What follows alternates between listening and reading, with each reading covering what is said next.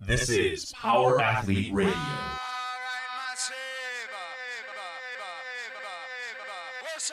With your hosts, Denny K, Professor Booty, and the Luke Summers. And now, toes forward, hips locked, shoulders set, and retract those scapulars. It's time for some knowledge bombs.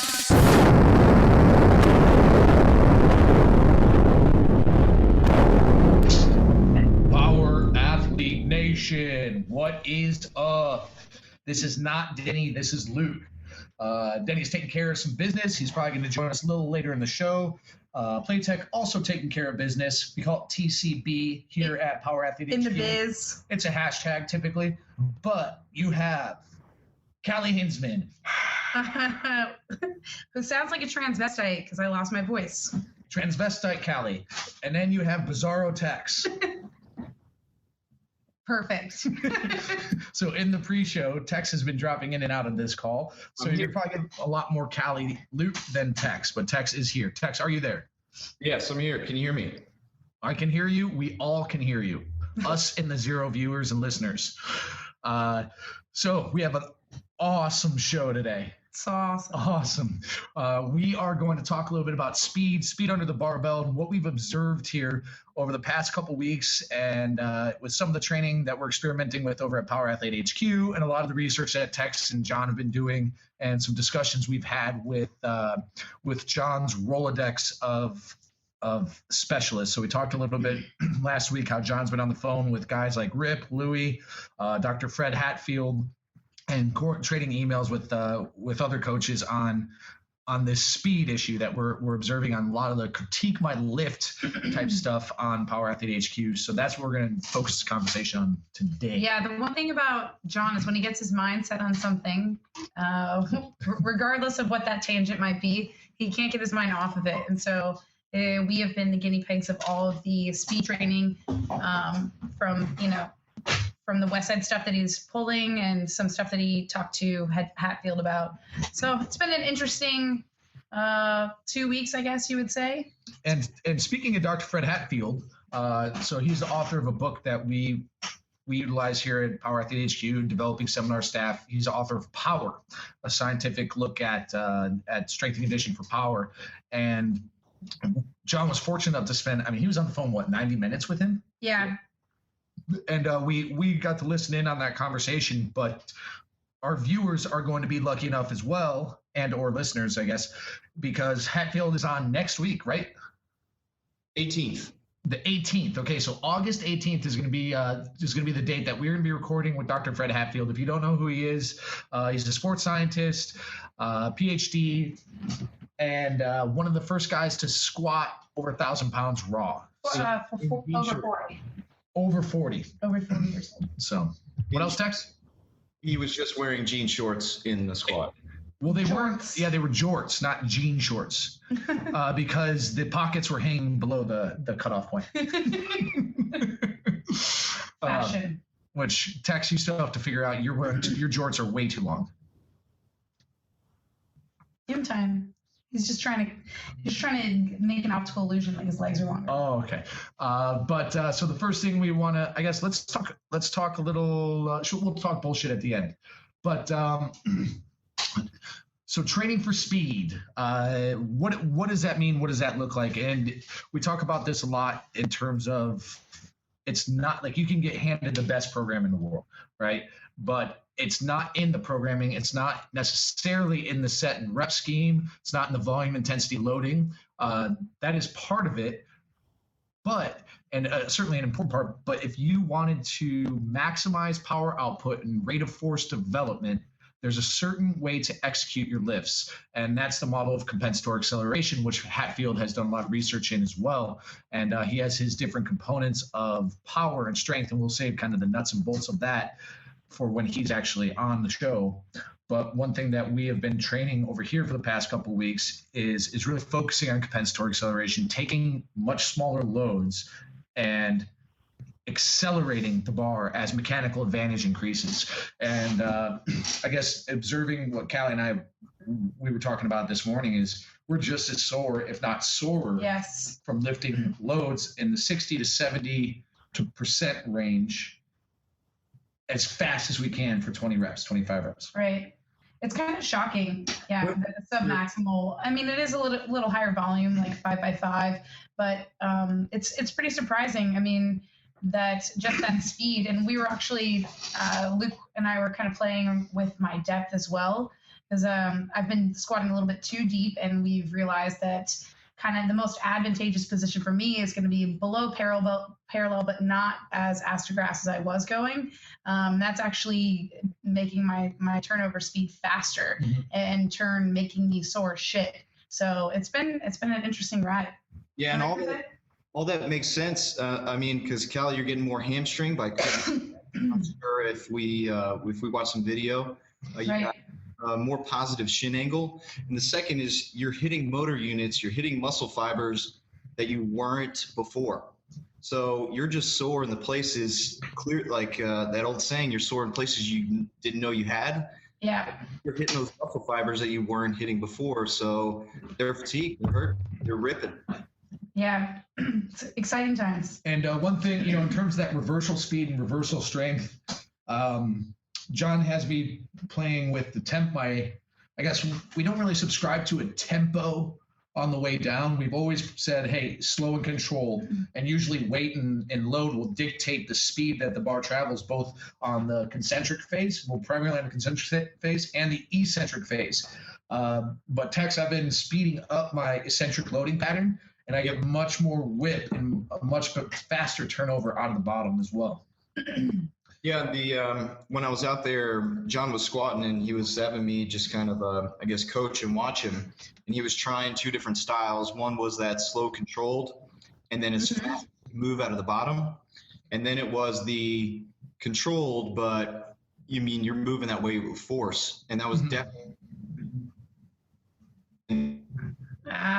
In and out.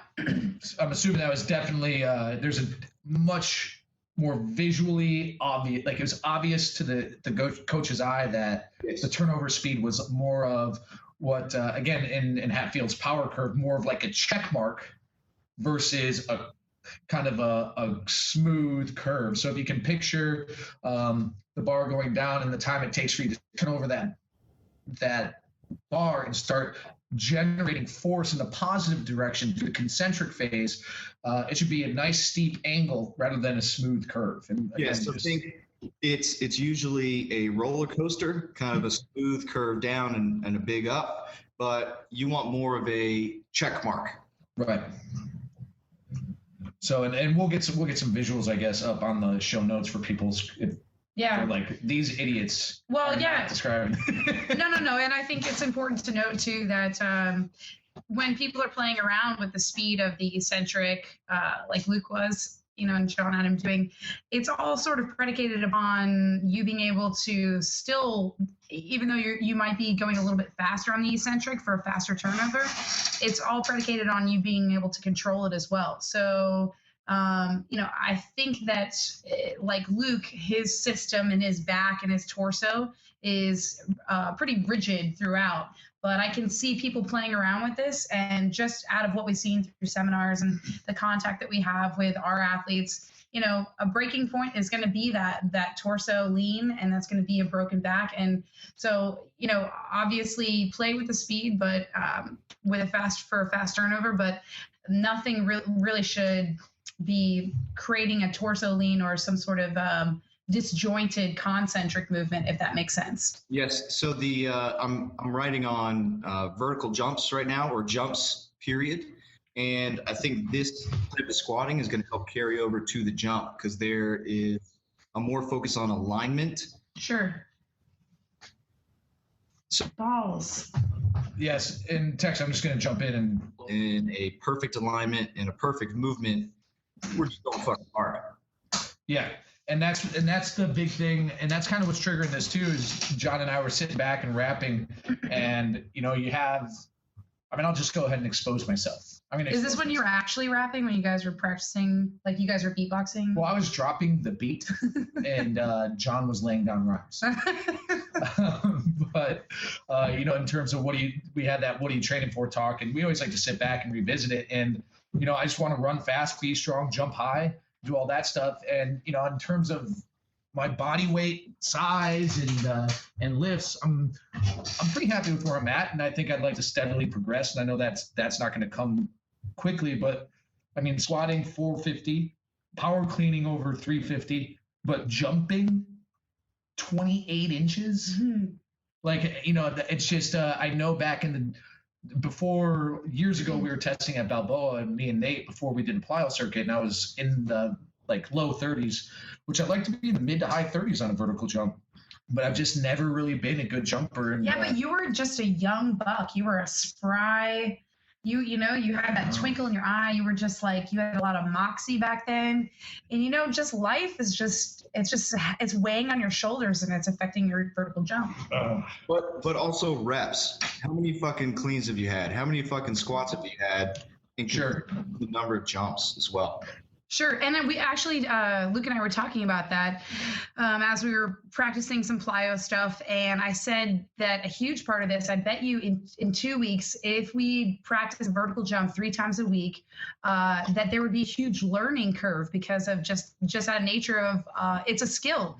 It's a skill that you're performing with timing. It's a testing skill, just like any skill like a 5-10-5 would be. At some point in time, ultimately you're going to taper off and speed and change the direction and speed is going to become the factor. But you really are in something like a 5-10-5. I mean, you got to know how many steps you're taking. You've got to kind of get a feel for the new skill, just like a vertical jump. And so, yes. I wonder if we just practiced it almost like any other gymnastics movement, if we could get the timing and then sort of milk out just the plyo aspect of it. Oh yeah. But I mean, I think jumping should be like riding a bike though. Listen. If you are I want to be able, here's what I want to be able to do. Jump over a bike. Well, I want to go out, maybe have a couple cocktails, bet somebody that I can't jump over a car driving at me at, let's say, 50 miles an hour. And I just want to be able to jump over that car. That video we were watching yesterday, how did we get on that video? I have no idea what you're talking about. The Miley Cyrus one? No, the one where the midget's jumping over the or a little person is jumping over a remote control car, and he's like, "Take that, Kobe." Kobe, yeah. Okay. Alrighty. That type of information is going to come at the end of the show. Yes, Denny K, everybody. Denny, what's up? What's up? What's happening? What are you okay? Do you need my assistance? Do you need us out there?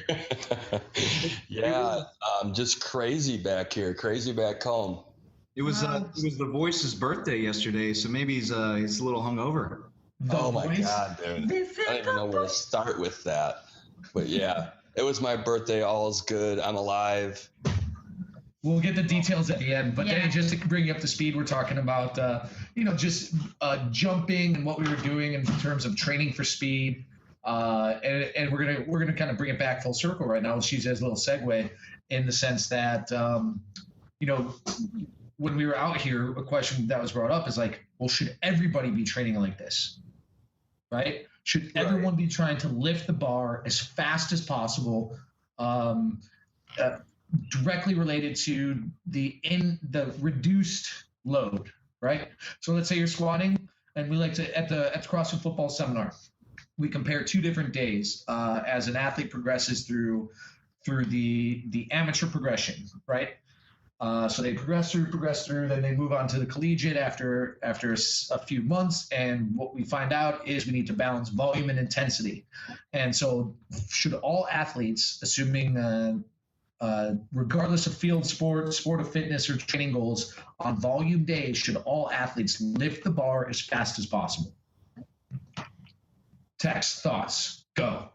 Yes. Why? Because when they do their, let's call it metabolic conditioning, when they do their metabolic conditioning, they're going for that work capacity and how much can they accomplish in a set number of time. So this is their opportunity to hit those muscle fibers where you're sore. It's the bar on your back. Move as fast as you can, period. And then we're going to have time for your training oxidative and glycolytic pathways. So this is your opportunity to hit those muscle fibers and be explosive for once. And back when, it must have been like in the episode 20 something. Remember we had Dr. Tom Incledon on, and we were kind of we were rapping about. I was laying down a beat. Dr. Tom was laying down some rhymes. It's like Dr. Dre, but Dr. Tom. And but he was talking about how higher caliber marathon runners improve marathon times with an increase in fast twitch muscle fibers. So there's an example of a predominantly like oxidative and slow twitch athlete who's doing low long distance, and that's, physiologically that's the demand of their sport, and the people who have a higher capacity in that training style would excel. But what Dr. Tom was saying is there's some research showing that increase in fast twitch muscle fibers would even improve in marathon runners. Yes. So I think the increase in your phosphagen pathway and your fast twitch muscle fibers, that rises all ships. But if you just simply focus on either glycolytic or oxidative, then you lose the phosphagen, you lose the explosive, you lose the fast twitch. But would you say there's a point in time where, depending on your sport, could be a marathon runner, could be a CrossFitter, where it has diminishing returns, or it could negatively impact? Like, how much is too much? Is there such thing as being too strong? Yes, 100%. I mean, not in real life, obviously, but You have to kind of find out who you are as an athlete, because a marathon runner, no matter who you are, you're going to have to turn on the jets at some point if you want to be competitive. Right. I mean, even at the Olympics, the last mile, the last half mile, those guys they're running faster than I can run a mile still. So, I mean, they turn on the jets and they need it. But if they were to train like Michael Johnson or Usain Bolt, they wouldn't be in the Olympics as marathon runners. Sure. Yeah. Good talk. So so then I guess getting into, and I just pulled up chapter 16 of Dr. Fred Hatfield here. It's called Endurance and Strength. Never the twain shall meet. He's hilarious. I love the way he writes. He's a pretty like tongue-in-cheek guy in that book.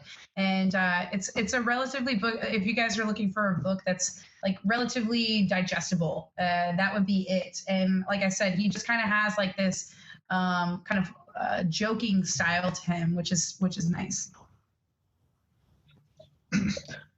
So Tex, can you bring back?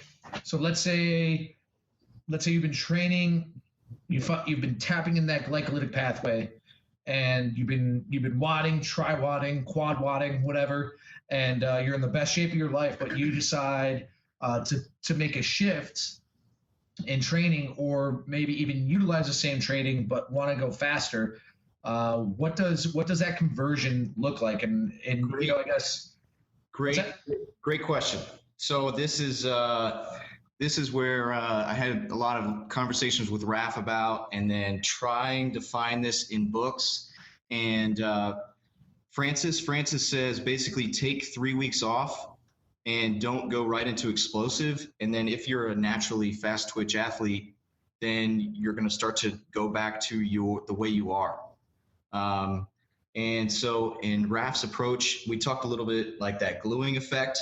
Raf thinks that based off manual resistance, you basically tear those muscle fibers, and then you try to do something dynamic and explosive right afterwards. And so there's new stem cells that go to your torn muscle fiber that go there, and then they say, okay, you're going to be a muscle fiber.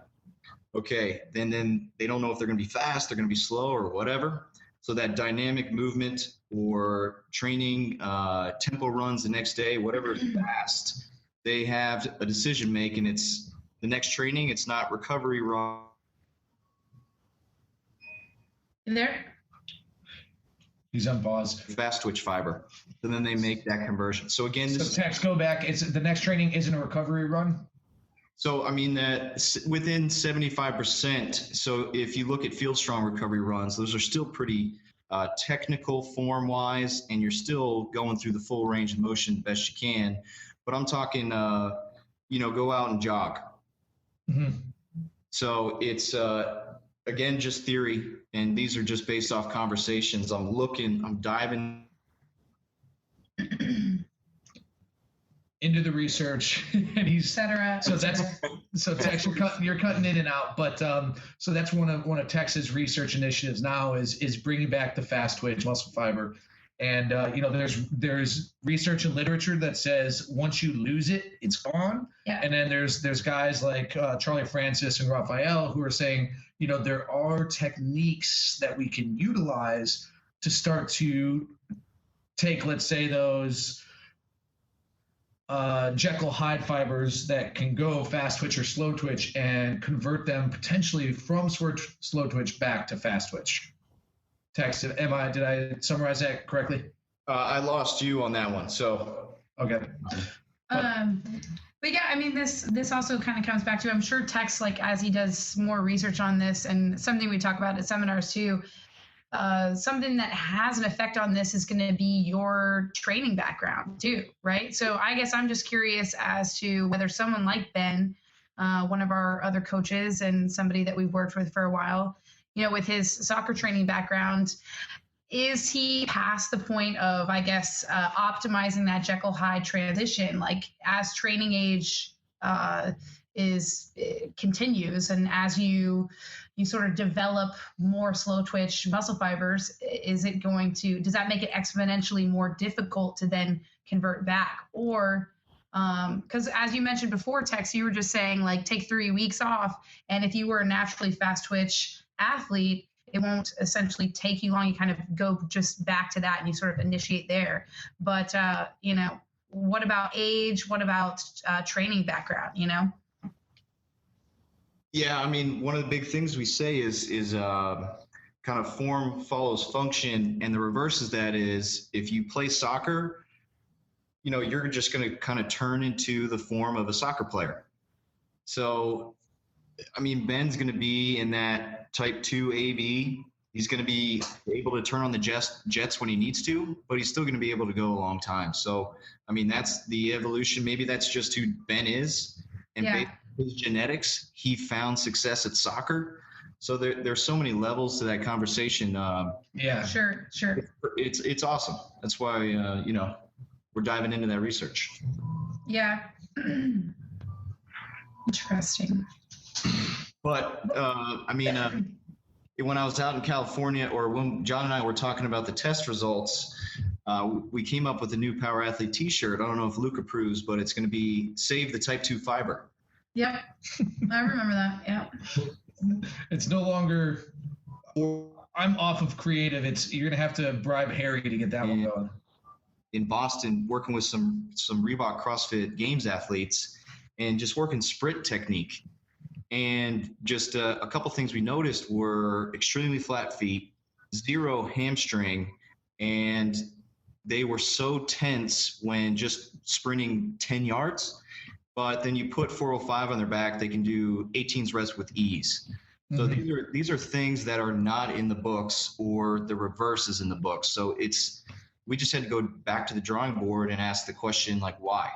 So it's kind of interesting, like that kind of goes back to we were talking about creating tension in the system and putting maximal force on a bar, that type of thing. Do you think that they were tense because they were doing something that was unfamiliar to them and things that were relatively new, and that was their stress training response, is to kind of tighten up and get into that maybe elevated shoulder position, crazy, robot arm swing?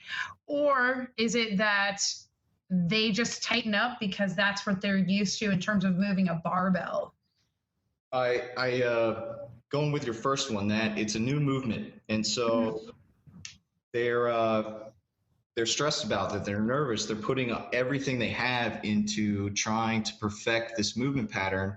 So they're overexcited, and it prevents their just kind of neural pathways from just they move like we're asking you to. Yeah. They're almost trying too hard. We put one girl into a dead bug, and we see people shake at seminars, but this girl just went into convulsions, and she could not isometrically hold to save her life. It was crazy. Unbelievable. So it's just, she was, her muscles were overexcited. And just another conversation I had with Raf, just an informal one, and I got to do more, just diving into research on it. It was based off the all or none principle, and Raf didn't necessarily buy in. It was kind of this balance between excitatory neurons, neutral, and inhibitors. So if you're overexcited, then those kind of you're stressed, you're tense, those muscles are overreacting pattern. And you see it in sports as we grow up. Eventually, it just kind of we're losing you. No, Tex, it's a control of essentially your emotions as you mature as an athlete, right? It's yes, it's emotional, it's neurological, it's all over the place. Mm-hmm. So that reminds me of a story. Oh God. So there I was. Is this a 2 seconds left last night in the flag football game, right? We're up by 6 points. And the other team, we're on defense, the other team is on the 8-yard line. Well, needless to say, my team won. We batted down the pass. But I was talking to my girlfriend who's also on the team, and she's like, how nervous were you on that last play? She's like, I was shaking. I could barely even move. I'm like, what do you mean nervous, shake? I'm like, you got to get your game face on. But as a champion, as a winner, as an elite athlete. Act like you've been there. But, I mean, that's what it comes down to. I mean, when you, like, in the heat of the moment, when the bullets are flying, it's your ability to be cool and compose and maintain that composure. It's also sand flag fucking football. It's party league, Callie. It's right.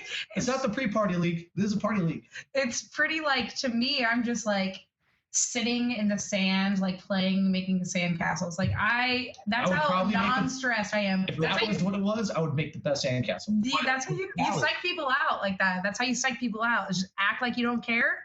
And then maybe you do care. But Callie, when we played, I know we played a game together way back when, you had those guys that were overexcited. Crazy excited, yeah. They sucked. Yeah, well, I do have that effect. So those guys did suck. Honestly, those guys were heinous and terrible. And you know what? They were terrible sportsmen. Their emotions were excited. They were very, very tense. So yeah, you're 100% right. And I remember that Tex and I were just kind of like exchanging glances at each other like every 2 seconds. Like, these guys are the biggest fucking douchebags I have ever seen. But that was probably the pre-party league. The pre-party league. So I opened up. I got my RAF notes here, and I opened up my just kind of informal notes on that, and it's heightened excitatory for amateurs or teaching anyone a new skill. So that could be us kind of learning Taekwondo or some shit we've never done before, like swimming. Awful. When that excitatory neurons, they go into cause overdeveloped musculature and tension. So bigger doesn't necessarily mean, more powerful. So that's something to keep in mind too. And then you want a left to right shift between excitatory, neutral, and then something else. Text, repeat. Threshold of excitatory neurons for fluid movement and less tension. So we talk about moving seamlessly and effortlessly through space. It's in your central nervous system. I know we've touched on that a little bit, but emotions, central nervous system, it all comes back into athleticism and performing on sand football. Have you guys ever Thank you, Tex. Have you guys ever dealt with athletes either in Gen Pop or like somebody who maybe is attending a seminar, and they are the epitome of exactly what you're talking about? So not just like this girl who was doing the dead bug, but like, so for instance, somebody who's new to barbell movements, and I'm thinking of a couple people in particular that Luke might be familiar with at Balboa, who are just so tense and everything is 110 miles an hour, regardless of the weight that's on the bar. And it's almost, It's almost uncomfortable to watch because you're like, you watch them do something like toes to bar and you're like, this person is an insane person. Like they're trying to control their body. And I don't even know if that's what it is. They're seeking body control, but they're seeking that control at 110 miles an hour. It's insane. So I like to reference kind of working with college athletes. It's a freshman who they're good because they were recruited to come play for you, but then they are just overly excited. They're athletic, but they have those nerves, that tension, and then as they progress as a football player, lacrosse player, as whatever player, then they're just calm, cool, and then they eventually get themselves. I mean, if you just hear the thing, rookie mistakes, freshman mistakes, those guys are there for a reason. They're great players, but then they just they tense up and then they lose it mentally. And then depending on it, are they able to recover? Different layers of this. So that's why it's so exciting to work with. Yeah. Now I know how I have some terminology to identify these super tense guys with. And then at the crux of it as well, Tex, in terms of training those athletes, the responsibility then is imposed upon you as the strength coach to put them in the most, stressful situations with a variety of situations and skills and variables, so that we talked about praxis a few episodes back, but that's a piece of this thing too, and that's how it's all kind of wound together. Is your training should be representative of the demands of your sport, and those demands come in various threads, whether it's physical, emotional, mental, situational, whatever. And yes, that is where strength conditioning, that is where we come full circle. And it's our ability to kind of communicate with the sport coach and tell them the way how you develop coordination, coachability, your athlete's ability to kind of handle stress, your athlete's ability to handle failure, and then get back under the bar and do whatever it takes. So that's why we're here. Is the weight room is that opportunity. And that's why I freaking love this stuff, love this job, and taking on anyone that's willing to learn. It's just those coaches that don't want to hear and listen to it. That's where I'm trying to figure all that out. How do you communicate that to those guys and get them to understand? And it's a shame that that's where in our experience, that's where a lot of coaches fall short, whether they're working with teams or even general pop, is you underestimate the impact and training effect you can have on an athlete outside of just the physiological adaptation. Well, yeah, the thing is everything has a training effect. And I think that's really what it comes down to. Mm-hmm. Adverse or positive, And so I think that, people don't see it as an opportunity to optimize the time that you have with an athlete. Like everything has a training effect, everything you do.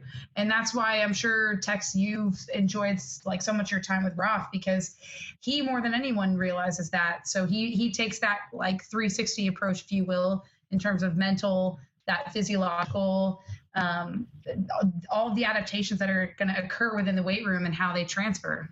And I'll tell you, just one of the great side notes from being down there was I was forced to learn new skills again. So it wasn't like playing lacrosse, which I've done for years. It wasn't like lifting weights.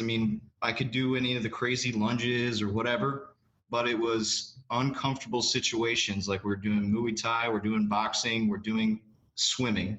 Sure. Uncomfortable. And I had to basically, his thing was, so I know Texas kind of in and out here. Do you want to coach yourself right now?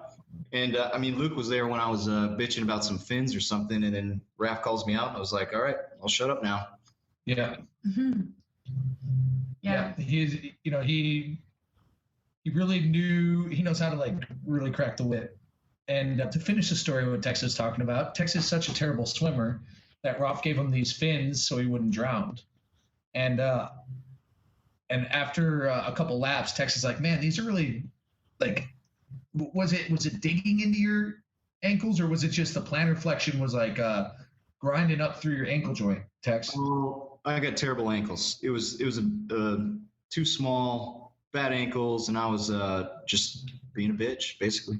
Yeah, and I guess to bring it back to something that a lot of us can relate to is that client who's like, my wrists hurt on front squatting in the first month they front squat because they haven't developed either that strength, flexibility, stability, or just general tolerance to that impact, position. Yeah, to that impact. And so it was, and that's the analogy that Ralph gave. But his approach, it wasn't suck it up. It wasn't being a hard ass. He's like, okay, this is your opportunity. You can apply empathy to this situation. So it wasn't just calling me out. It was, how could I learn from that situation? So was that size too small and affecting my performance? No. Okay.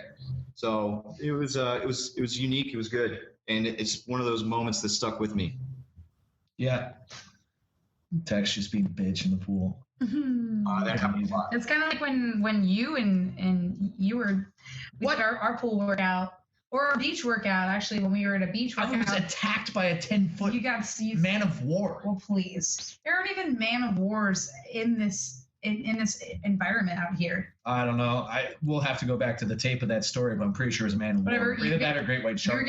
You're getting smoked out there, so you just gave up. I'm like, Kelly, why are your eyes red? And she's like, I'm crying. It's too hard. That's impossible. It's terrible. It's impossible. But so Kelly, let's talk about the Pro Open's chart article. Okay. Because that got a lot of noise. There was some good discussion on there. Yeah, there was some good discussion. I just kind of put that out there because I figured that information that might be somewhat obvious to your seasoned strength and conditioning coach may not be so obvious for others or other athletes potentially. So I just thought it was a good idea to familiarize people with that template and have folks understand that strength and conditioning is based off of rep ranges and intensities.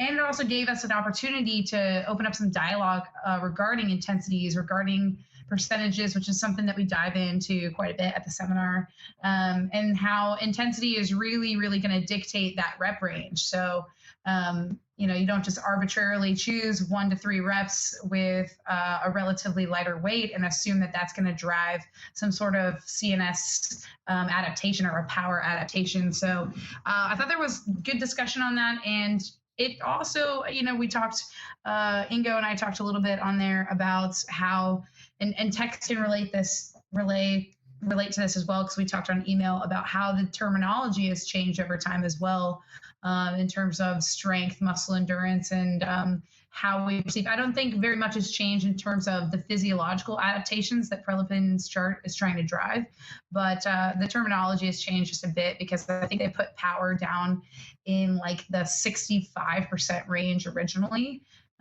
So yeah, it was a good discussion. Tex, was there anything that you wanted to add to that? Because I know that we had that conversation offline. Just in my experience with percentages and meeting and working with other coaches. So I loved it just overall, and just how basic and clear it was when coaches try to just basically overcomplicate things, even if it's a squat cycle, even if it's just anything. They take a 1 rep max, and then I think Prilipin kind of he uses that, but then he provides a range and he reminds you of that. So Kelly did a great job of just bringing that all together and make it as simple as possible for people to come back and understand, and then apply that to either their coaching, their athletes, or what the hell their coach is doing to them. Yeah. And just understanding too that, I didn't dive too far into it just because I knew that it could potentially be another article or extremely in-depth rabbit hole. But, like I said, percentages for amateur athletes not necessarily being that dictating factor for rep ranges. The percentages on Prelipin's chart are based on very, very well-trained, high-level athletes, weightlifters, and I believe they used 1,000 athletes for that to derive those numbers and percentages. So we're talking about a level of maturation, physical maturation, and then training age, right? So these lifters, and they were weightlifters, had, you know, probably tens of thousands of hours of training. And, you know, when you're talking about an amateur athlete, which is a lot of people who want to jump on that strength training program, it's just important to note that that speed of the bar and having a honed in coach's eye is really going to be that key. And, you know, I wish I could say we could just bottle all that up and sell it at a seminar, but you can't. You cannot do it. And you can't. And that's why you could potentially not only bury an athlete, but more to the point, you could potentially inhibit an athlete's ability to get stronger because you're basing the percentages off of an untrue or an untrained 1RM or a hypothetical 1RM. And I can't think of anything worse to do to an athlete than waste their time with, you know, submaximal weights when it's not appropriate for the adaptation you're trying to drive. Yeah, this reminds me of a story down in Texas. I was just having a conversation with a grad assistant coach. And so he was a grad assistant for football, and then he had the women's golf team.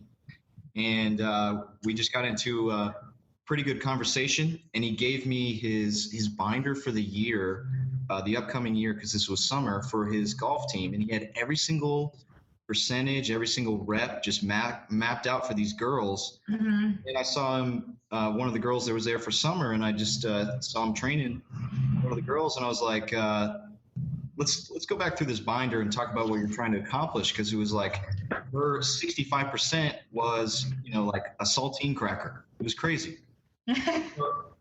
He did it by the book, but he didn't have much experience kind of working with amateurs and female athletes. So it was necessary for him to understand what Prilipin was trying to accomplish when he made this. Yeah, and you know, that you're really like, you've got the twofer there. So you almost have like, you know, a perfect storm of low testosterone and an untrained athlete. So like you said, no wonder she was working with like such lightweight.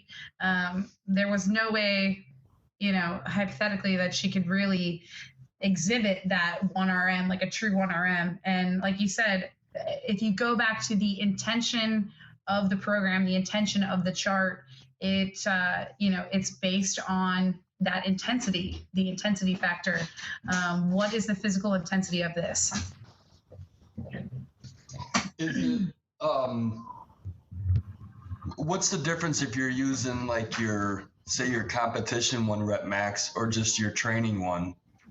You know, like if I say I go to the Power Athlete Team Series, which is coming up in a month or so, and I squat like the best that I've ever squatted, PR'd, you know, it's the environment, the difference the crowd, all those outside factors are going to influence my performance. So I put up a huge fucking number, and then I go back, you know, to the drawing board. I'm back at the gym.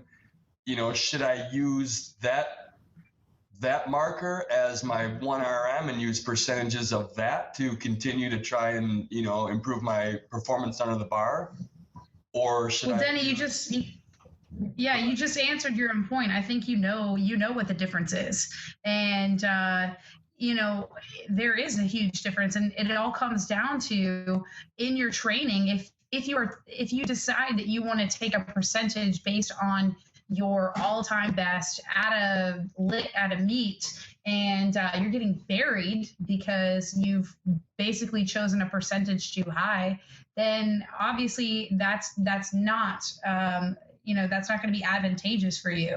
So that's why so many people use their training 1RMs to base their strength training off of, because there are these hyper hyper emotional states that have that impact on getting a 1RM in competition that you just can't achieve. You know, maintaining those levels of arousal, we'll call it, in training. In training is going to be very, very difficult. And the last thing you want to do is, the second to last thing you want to do is really get buried in your training and be slow when you're not supposed to be slow, or be missing reps when you really should be missing reps. So you kind of, I think you kind of know, you would know Yeah, I just jumping off what Callie just said. That's a great point. Is it's kind of like the Russians versus Bulgarians. It's training competition max versus training max, and speed is going to be the X factor based off kind of what we're diving into right now, Denny. So if you take your competition max from a year ago and you're trying to maybe up it by 5 pounds or meet it, it's probably going to be slow and grindy. So maybe use some training maxes, get the bar moving as fast as you can, and then feel explosive going into the competition. Right. Yeah, John and I had the same conversation like that when we were going to deliver that treadmill last week. You know, we were talking about like, say you're taking your squat and you're recording the number, you're working up to a 1 RM. The moment that bar starts to slow down, say my 1 rep max is like 400 pounds. And I'm working up to that and I hit 365 and it's fast. I go to 370, still fast, 375, it starts to grind. Stop, you're done. Yeah. You're done for the day, you know, record your weight and then, you know, next squat day, try and come back and, try and come back and work up to that weight again and improve the speed on that. How many people do that? You know, what if you're feeling good and you're like, well, shit, man, you know, I could probably stand up 450, but it's going to be slow and grindy. Is that necessarily a good thing? And, you know, you guys are taking a stance on speed. Right. You get to that, we were talking compensatory acceleration. And Luke, I mean, that was as soon as I got back and I started noticing some of the people that I've been working with, they all like just started looking slow to me. You know, like even when they got to that mechanical advantage, there was no speed. You know, it was just everything was slow and grinding, and I was like, oh my God, now it's everywhere where I fucking look. Right, isn't it? You almost wish you didn't know it because that's all we see too. Ignorance is bliss. So, and one thing I guess to preface as well, like we're talking about a trained population of athletes that would benefit from some speed training. Sure. Winding all the way back to maybe some of the earlier stuff we were talking about, like, is it for everyone? For our amateur athletes, let's say younger kids who are just being introduced to this stuff, they don't even have a year under a barbell, like just let them lift some weights, right? And I think the biggest thing there is going to be coordination, and they just got to get that coordination, but still trying to move the bar as fast as possible. But don't be afraid to have like an untrained athlete show some grind. But for people who've been training for a few years, if that's a common theme in your lifts, it's been half a decade, you're lifting weights and you've had the same speed and you're working and slowing down as load increases. I mean, you want to try and increase that rate of force production so maximal force comes sooner and quicker, and so you can start to whip that bar and shake some plates, and that's the objective. That's that strength. I mean, even if you watch these guys who are squatting 800, 900 pounds raw, a lot of them make it look fast. You know? Yeah. And that's not because they're training, they're grinding on their lifts. It's because they are trying to move the bar as fast as they can. And kind of like Denny, back to your conversation with John, that's one of the great things about working out here and following our training system and our methodology, is that, it has never, ever been about the numbers for us. Like, it's always about who looks the sexiest, who's moving the bar the fastest, who has the best posture and position, and who is explosive, and we want that serious base level of strength, but what we want is the ability to utilize that strength dynamically and use it in a way that's going to make us athletes, not just make us good at squatting or strong squatters, but how's that going to transfer to virtually anything else we want to do, right? So if we dive into any other weird,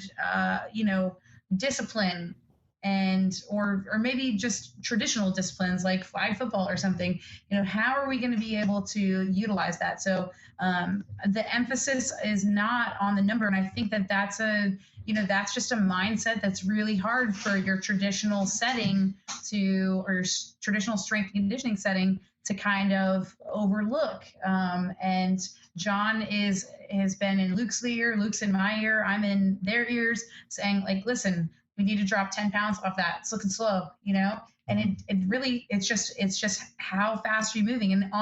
And likewise on training days that we are feeling real froggy, it's like, whoa. You are way too fast at that weight. How many reps are you doing at this weight? All right, we need to pack on 25 pounds. Let's add another, 15 pounds or whatever. And make sure we're identifying that training stimulus and really driving that.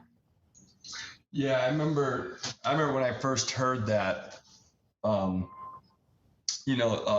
speed and the dynamic movement under the bar. When I went to the very first CrossFit football seminar, it's like I heard it, but I didn't know what it meant. Right, you didn't like internalize it. Yeah. Yeah, it took us taking years to really just kind of get the point of what John was trying to say then, and it's totally like evident now. I mean, like I said, it's everywhere I see, and I think that's where power athlete is kind of ahead of the curve in strength and conditioning field in general.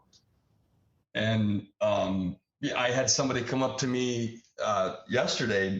We were squatting, and he's like, my deadlifts have gone up, and his background is CrossFit.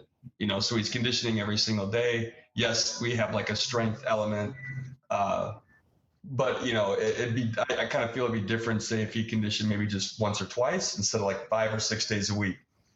He's like, my deadlift is going up, my benching's going up, but I can't get my squat to go up. And from watching him squat, I'm like, well, it's slow. You're slow as hell standing up with that bar. And I could just see like the confusion on his face. And I was kind of talking about like how you should try to speed up when you're at that mechanical advantage. And he went back under the bar and he tried to do that. And I could see him try it, but I don't think he just couldn't like activate all those fast twitch fibers to do it. So it's learned. Like, man, either is it a technical thing, or is the fact that, is it just the nature of a CrossFitter to have too much like slow twitch because that's how they train, That's what we're seeing. I mean, I don't know if they have the intramuscular coordination to basically flip that switch. So how many muscle fibers you're recruiting, the rate, how fast they're going, and the pattern, what order they're going in. So it's numbered pattern, then rate. I'll mix up that order, but that's what we're seeing. It's just, shut off, go hard through this workout, fuck form, maybe sometimes for some people, but it's not explosive. It's not one. It's work capacity versus replication of speed. We're in the replication of speed business. Yeah, and I told him, I'm like, well, you would have to kind of switch up the program if you wanted to be more of a fast twitch athlete. And he's like, well, so your philosophy is different? And I'm like, well, no, it's not different. It sounds like I was trying to tell him, like, you're ready to get a little bit more specific. If your goal is to be fast in all the lifts, you're going to have to start changing your, like your training program. Not worry about work capacity so much, moving lightweight faster, but starting to try to move the heavier weight faster, become more of a fast twitch athlete. And I don't know if you can do that if your wheelhouse is slow twitch, lightweight, endurance. You know what I mean? Metcons that are like 20 and 30 minutes every single day, instead of maybe shorter, faster, and just violent like intensity, pow, pow, pow, pow. That makes sense? Yeah. So, I mean, there was just like some confusion on that part. And he came up to me later on, and I kind of talked to him a little bit more about it. But it got me thinking, like, can you take like your general CrossFitter, you know, say your Metcons are, you get a couple 20 minutes out of 5 days, 2 days a week, you're at 20 minutes. The third day you have a 30-minute conditioning, and then maybe 2 10 minutes or less. So on the average, you're doing a little bit longer conditioning. Is that going to develop more like slow twitch fiber? And then you start wanting to create more of a fast twitch CrossFit athlete. Do you have to start writing, like, do more intervals? Say every Metcon is 5 minutes and less with some sort of 1 minute rest period, or 2 minutes, and then it's 5 minutes again. Yeah, Denny, it all comes down to the said principle, right? We're gonna have to establish an order of operations, and you look at for, let's say, most competitive programs that we've put into place, there are different phases of training. So assuming this proverbial CrossFit athlete has a competition that's going to be broad times modal domains, we need to definitely have a high level of work capacity leading into that competition. We like to say that cycle, training that work capacity, is going to take maybe 8 weeks depending on the athlete. But you're going to have to know the athlete, and you're going to have to do some trial and error, and you don't get it right the first time, typically. Prior to that, you're trying to get that athlete as strong as possible in their technical lifts, right? If you want to know what the muscle fiber type is, a lot of those 1RMs, 2RMs, 3RMs are going to be central nervous system dominant. Depending on how they're executed, it's going to be development and training of your fast twitch anatomy, and that's how it works. And then you have a detraining effect once you typically have a detraining effect once you start your conditioning or work capacity cycle. So let's say you go into competition pulling 5 singles with 2.5 minutes rest on a power clean at 380 pounds. Well, once you start to really ramp up volume, that may drop down to 365, but you know that you're good for it when the stars are aligned. Does that make sense, Denny? I mean, it depends. Yeah. It goes back to form follows function. So if you have an athlete who has a weekly cycle and they're training 5 days a week, and out of those 5 days, 3 days are higher volume, 20-minute, 30-minute type of conditioning workouts, that, let's say, you're probably in excess of 300 to 400 reps of whatever the movement patterns you're putting in there in terms of our primals, push, pull. Right. Then that, in order to survive that volume, you are not going to be able to perform at maximal force production. So the loads must be submaximal. So you're going to adapt to that, because the majority of your volume is going to be slow movement, submaximal movement. Even though you have 2 days of hard charging 5-minute workouts, I mean, some people may respond well to that, but at the end of the day, look at the stimulus that's imposed upon that athlete. Did I understand your question right? You did. And it makes total sense. And that is a great way to explain it, So maybe there probably are athletes out there that are going to be able to survive that. And that's what's kind of perplexing. And it's going to, like, that type of training will still drive hypertrophy for women. And that's why you're seeing women's overall 1RMs probably still, they can still maintain them, and they're still getting stronger. So there are different training effects, and men are a different animal too. So, but yeah, I mean, form is going to follow function, just like Luke said. So, I mean, if, for example, if your guy at your gym is like, hey man, I want to squat some heavy weights. I want my bar to whip. I want it to look fast. Guess what he's going to have to do? He's going to have to kind of restart to the point where the bar speed is going quickly. The bar gets a little whip out of the bottom. Looks like a check mark in terms of that velocity map, right? So you have that negative velocity going down, and at the instant that athlete turns over, pow, it should be instantaneous versus that roller coaster velocity curve. And then you start training within, where, numbers matter, but the numbers aren't the load on the bar. The load is going to be assumed as the amount of weight that allows you to move the bar in that check mark fashion. And that load's going to increase over time. You know what I mean? Absolutely. So now all of a sudden, that's where you might want to invest in that Tendo unit. I know we have one coming that actually is supposed to be delivered today. Today. We should have trained later. I'm going to Tendo my.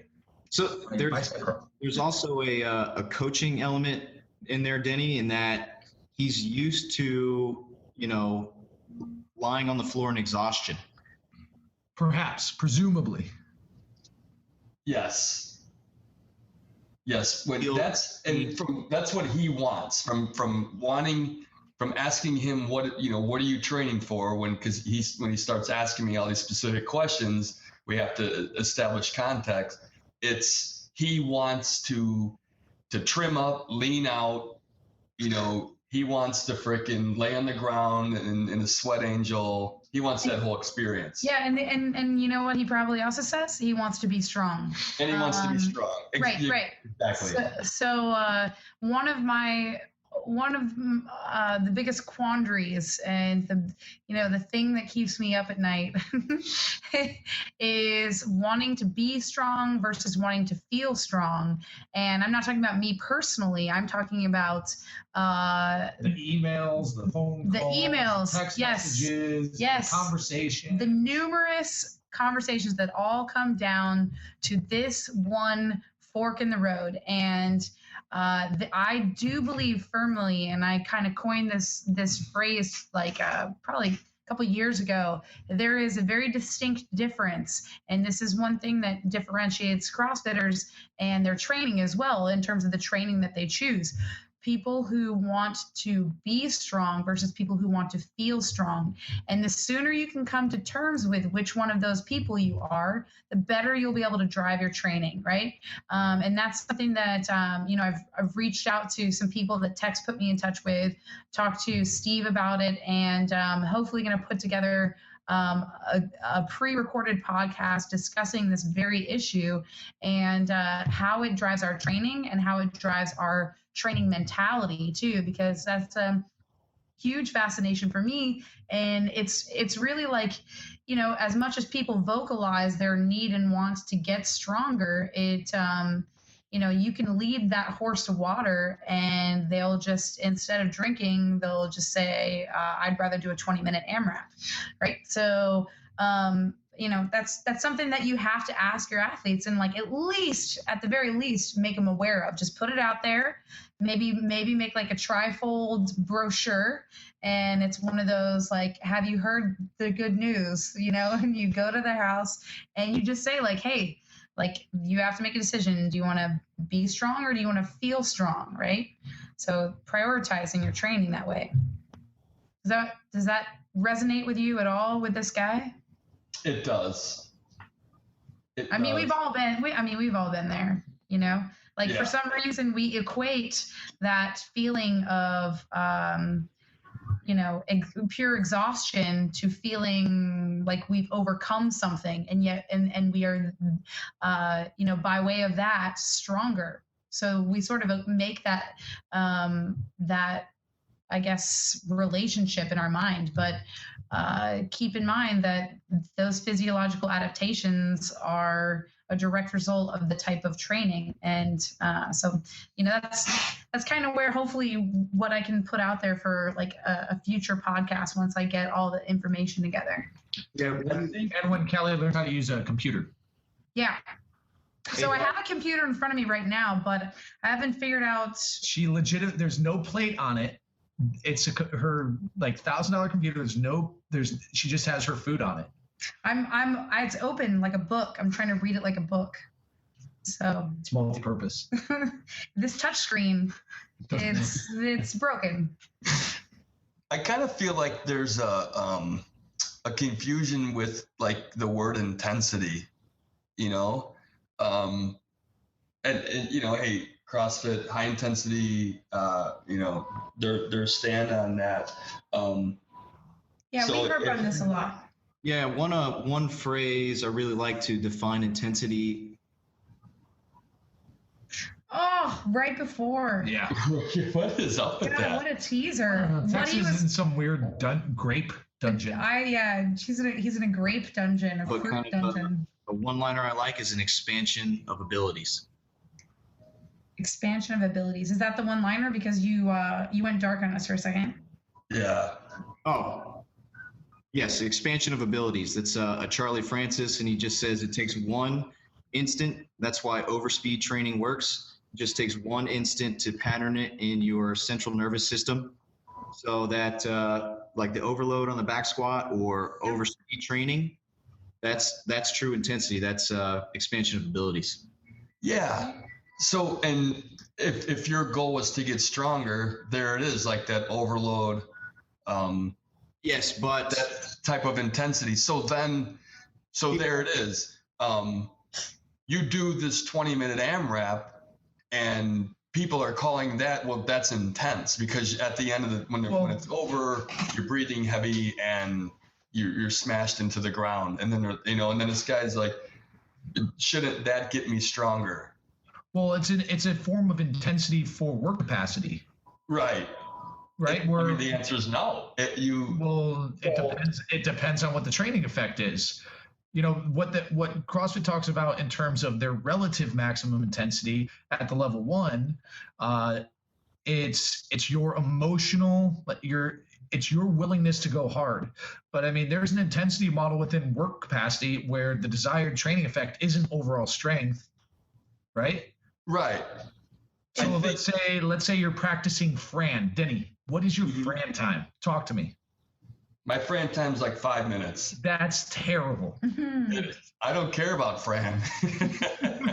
No, but let's say, okay, so your Fran time's 5 minutes. If you had a 2-minute Fran, you'd care about Fran. Yeah, that's, or 151, whatever. No, but let's say, let's say I want you to operate with an intensity for Fran, an objective to improve your ability to do Fran. You'd go harder. You'd have to do Fran within, let's say, 5.5 minutes, right? Does that make sense?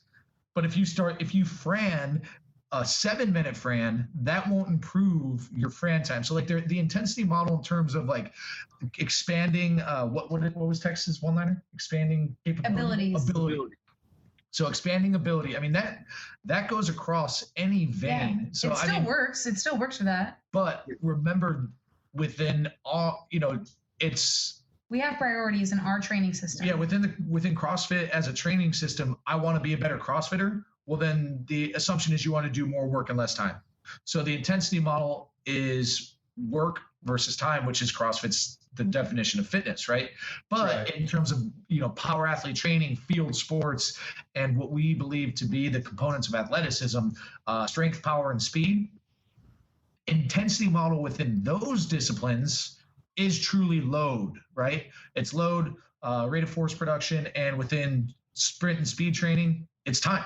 So, I mean, that term intensity is relevant, and I guess it can be applicable to any of those. But it's multi-dimensional, and I think that's the problem is the fact that intensity, it does, for let's say a less seasoned strength coach or less seasoned CrossFit coach, they can't see the dimension. Yeah, they only see one version of intensity, and that is truly effort. Right? Yes. And that's emotional effort and emotional duress. Like, that was intense. That's intensity. But once you can step back and see the components and the measurable components of a training system or a stress within a training system, then you understand that there are certain levels of the application of that stress. And it's either through, like we generalize it as volume and intensity. That's why it's so goddamn hard to talk to people whose only or first exposure to any kind of strength and conditioning is CrossFit. And CrossFit's a great tool, but if your only exposure is their definition of fitness, and that's how you quantify intensity, then they have a hard time making that mental adjustment to that multi-dimensional approach to intensity in terms of, like what Luke was saying, the other domains, right? So it's a challenge, but it's our life at the center. Right. Yeah, well, I'd say it's difficult to talk to a lot of people that only have one Sure. one experience in strength and conditioning. So whether it's powerlifting, whether it's only Olympic lifting, I mean, we're all gym rats. We do what we love. We give our athletes what we love. So it's a true strength and conditioning coach that identifies limiting factors and gives the athlete what they need. Yes. Preach. There it is. But that's not, even that can be, what if your athlete doesn't want to hear you? That's the next show. Yeah. Then you move on to the next athlete. Honestly, if your athlete if they don't want to work and they can't, and they're not willing to listen to you, I mean, I imagine it's just like when you have kids. You're just kind of like, well, we'll just throw this kid away. Yeah, we'll just move to the next kid. There it is. I'm so maternal sometimes. Now, here's another story for you then. One of the athletes at our gym, she's a female, probably, I think she said she's like 45. Which means 140 pounds, pretty muscular. She comes to our gym. She's on the unlimited, so she's probably there like Monday through Friday. And she's training a sprint triathlon that's this Sunday. And so she was coming to CrossFit classes, doing that, and then she's got some other guy at the facility that's hosting this triathlon. He's like a triathlete coach. He gave her some kind of like training methods as far as prepping her for the swimming, biking, and running. So she's doing all this shit. She's really obsessive, massive OCD. Yep. And she's been telling me now for about 2 weeks how she's gotten slower at every single thing. Oh, that's her running shocking. times have slowed down, her swimming slowed down, her biking slowed down, her performance in the gym slowed down. And I'm like, well, Denny, did you slap her she in the face? sleeps like 2 to 3 hours a night. Yeah, and I'm telling her, like, you're massively under recovered. You need to take time off. And she looked at me and like won't accept that. Time off. So Denny, is your, I'm doing air quotes now, did your friend just have a birthday? No. Are you sure this isn't you? Are you training for a sprint triathlon? No. She compares herself to another girl in our gym who really does well. She's younger, but she does really well as far as like in the CrossFit classes, and she does all these runs every weekend. But that girl goes to bed at 8 o'clock every single night. Denny, this woman, she has issues. And even if she's Was that Christopher Walken? yeah.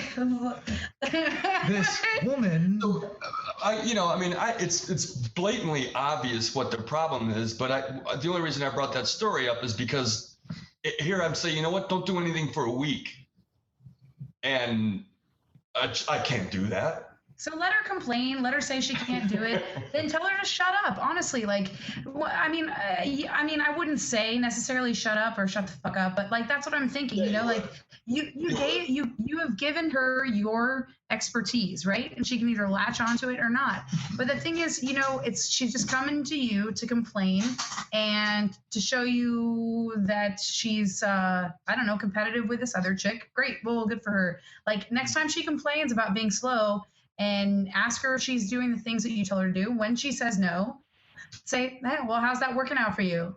You know? And then, it just, in terms of like people who are complaining about certain things, my biggest pet peeve, both in training and outside, is just people complaining who don't make the changes necessary to overcome those obstacles, right? So if you are going to seek the knowledge and you're going to essentially waste your time or take up your time with picking your brain, maybe you send her a program, maybe you send her some articles on sleeping or whatever, you know, she can either latch onto that or not. You know, it doesn't affect you, but ultimately she sounds like somebody who just has issues, right? She's, trying to compete with some chick who's half her age in the gym, and she just needs to pick one thing, stick with it, and get some sleep, right? Like exactly. Something's going on with her.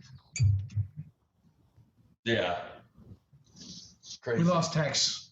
Tex is gone. Now we can talk the fun stuff. Finally. So let's be honest. Who's seen Hercules? You only bring that up because you know you're the only person here Denny, who would watch it? I haven't had a chance to see it yet. Oh man. Well, I saw it 4 times. You did not. I have another showing at 1 p.m. So we're gonna have to cut the show soon.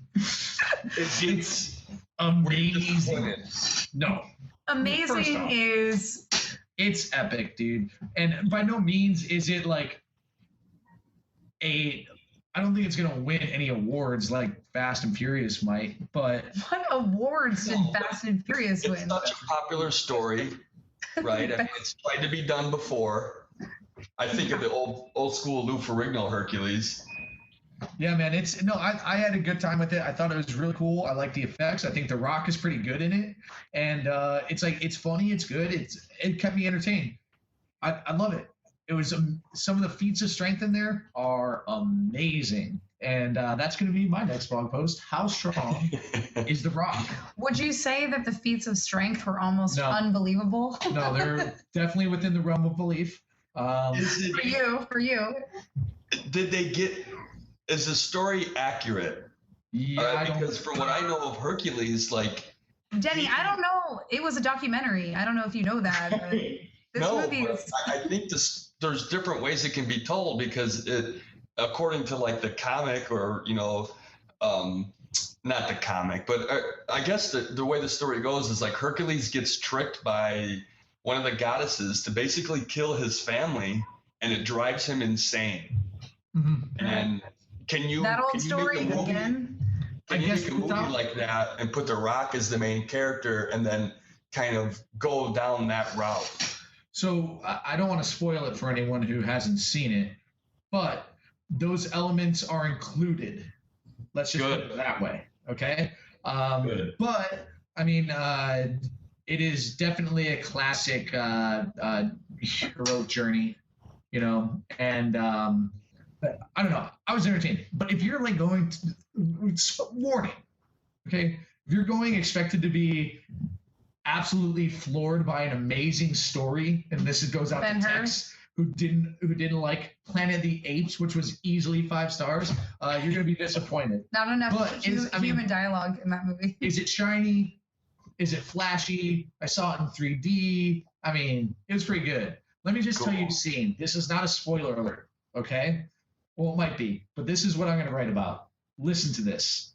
So there is a battle scene where the army that Hercules is leading totally smashes up the bad guys, I guess, and the commanding barbarian of this other army says, he's gonna take down Hercules. So he takes a charge at Hercules from maybe a half a mile away on this huge stallion horse, and he's charging at him, and Hercules sends his army back and starts walking at this horse. Okay, get this. Okay, so the bad guy then draws his sword, which is like an 8-foot long, massive sword. Just gallop, make a galloping noise for me. Okay, well then a little faster. Yeah, like that. And like it's Hercules. It's the bad guy. Hercules, the bad guy. And as soon as this guy comes in and draws to go and swipe and chop Hercules in half, Hercules, aka The Rock, ducks the sword, 180 turn, and shot puts the horse 10 feet in the air. It was amazing. With the guy on him, and the horse lands on the guy. He shot put a horse 10 feet in the air. Is that the believable feat of strength? Oh, it's totally accurate. There's no strings. Couldn't see any strings. I was watching 3D. I don't know if this is relevant to the story, but our listeners should note that Luke has a raging erection right now. No, it's the zipper. Oh, it was great. So then there's another scene, and this isn't going to be a spoiler. This is another like realistic, no strings. There was clearly no special effects on this, where Rock uses his club, boom, hits a trailer made out of logs. And this trailer, I'm assuming based off of my experience picking up a pallet earlier, this trailer probably weighed 2,000 pounds.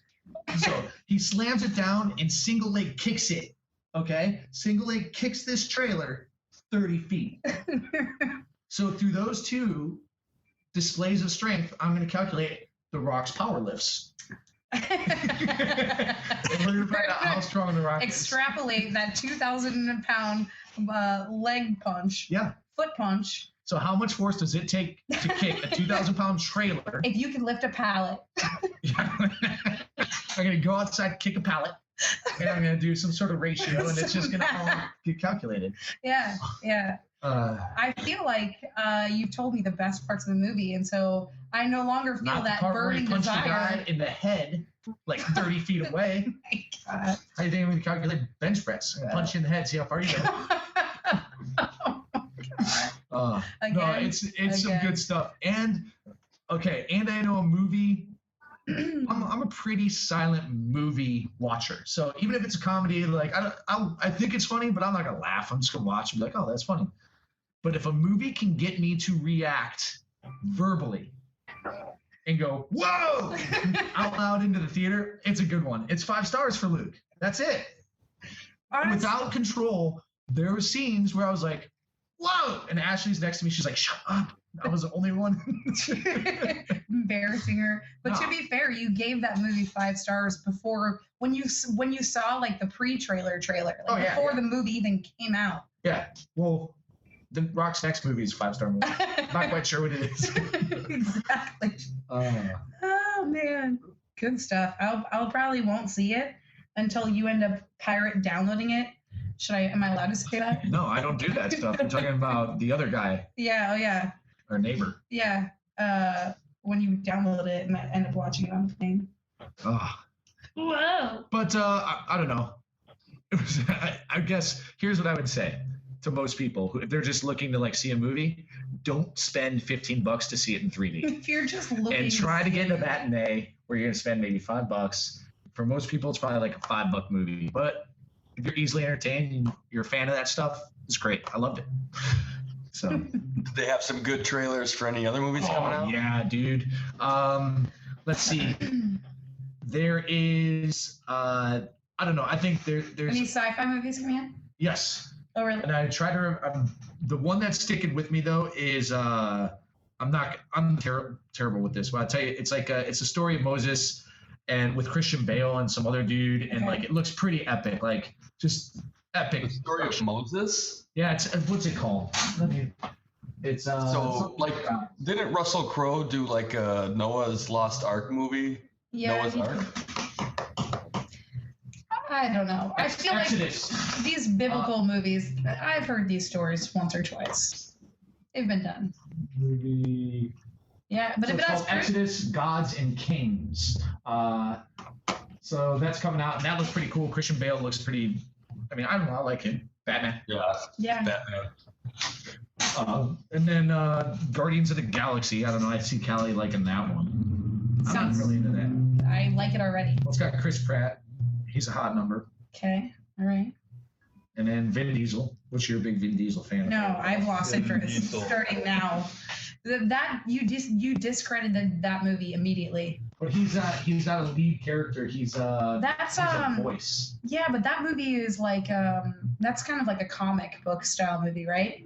Yes. Guardians of the Galaxy. Yeah, No, yeah, it's a Marvel. So apparently it's the first Marvel movie that's not sci-fi. that where the heroes are not guarding the planet Earth. I got it. So every other Marvel movie is about protecting Earth or a city on Earth, and this supposedly is like a big deal. It's guarding the galaxy. Yeah. Well, yes. Which, if you guys aren't familiar with what the galaxy is, it's expanding. The universe. Oh, that's the universe. What's the difference between the galaxy and the universe? Though? Seriously? Oh my God. What else did I look? But yeah, Danny, all I know is there's some good stuff. I didn't remember, but nothing that stood out to me really. Yeah. I'm just so amped about. Yeah, I'm probably going to check it out this weekend. Do it, and then you can, dude. I'm telling you, some good stuff. And then the way they retell the 12 labors of Hercules, they highlight a few of those, and it's pretty cool. Like it's just pretty, it reminds me of how you grew up and kind of like your life story. Mostly my life story. See, the thing is, I can already tell where you're going with this before you've even started. No, it's the battle scenes in 300. Like the first time you saw those battle scenes, and you're like, oh, that's Swamps Central. They do a good job of shooting that and the effects. Yeah. But I have to say, if I had to vote, which was like the best the first time seeing around, like the 300 effects were killer. I still that was still upon seeing that movie for the first time, it was like when I first saw Star Wars, like the same feelings. Just brought up all these emotions. So good. So we've gone. This is a long one. What? How long is this? How long? Many hours? I think we're an hour and 10 minutes. All right. We should probably conclude. Did you anything coming out with the team series? Oh, so much stuff.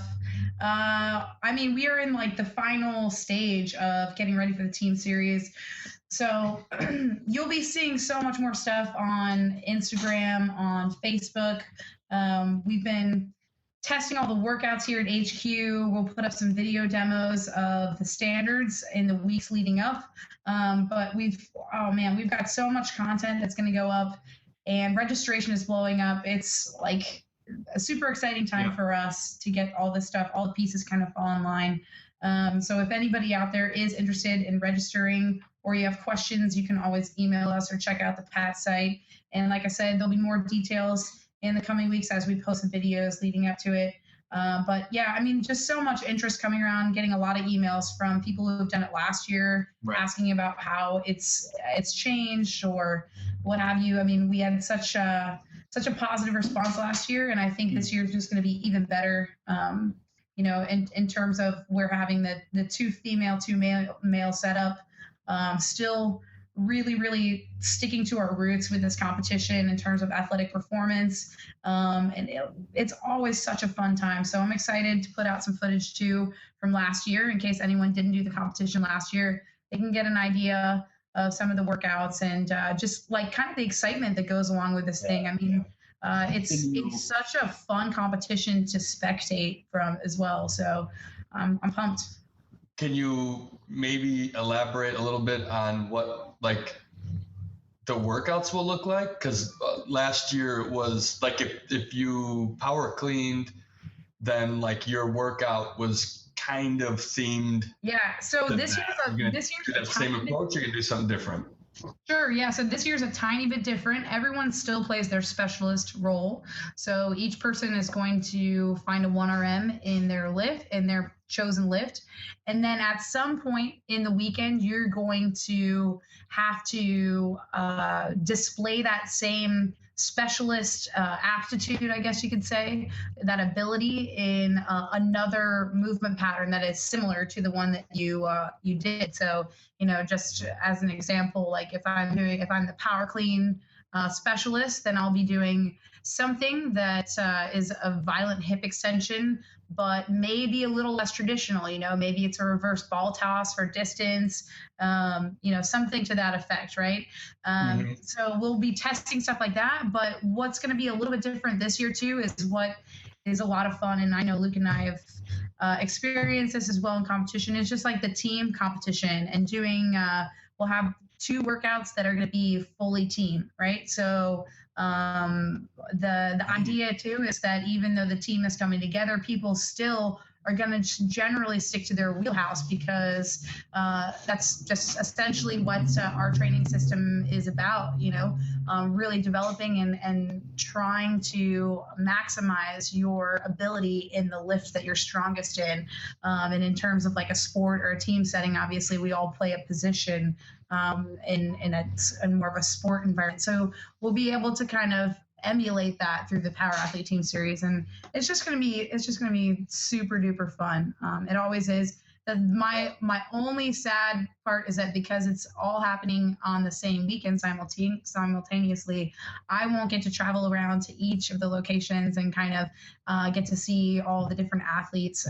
So we'll have people from HQ and a couple of our helpers on the East Coast run this thing at our satellite locations. So you know, it'll be a good time. But you'll get a chance to see some good teams in Vegas, right? Because then we'll have all of the best teams are going to be invited to come out for the final event. So we have we'll be putting out stuff like that regarding the final event in the coming days. So we've had a few changes occur over the past couple weeks, but the format of the event is still staying the same. So we're going to put out some info. In that final event, we will still have an open division, so you can come in and take on the top teams from the other locations. So it'll be exciting. Looking forward to it. Yeah, get signed up. Mm-hmm. All right, let's call it a show. Yeah, it is extremely steamy in this office. Yeah, we gotta crack a window. But all right, Denny, thanks a lot, man. Let's we got Hatfield next week. Yeah, right. 18th. What's the date? It's the 14th. Oh, 14th. Sorry, 14th. Yeah, next It'll be a Thursday, good 14th. one. So Beautiful. cool. All right, we'll talk to you then. Okay, guys. All right, Bye. bye. Bye. Bye.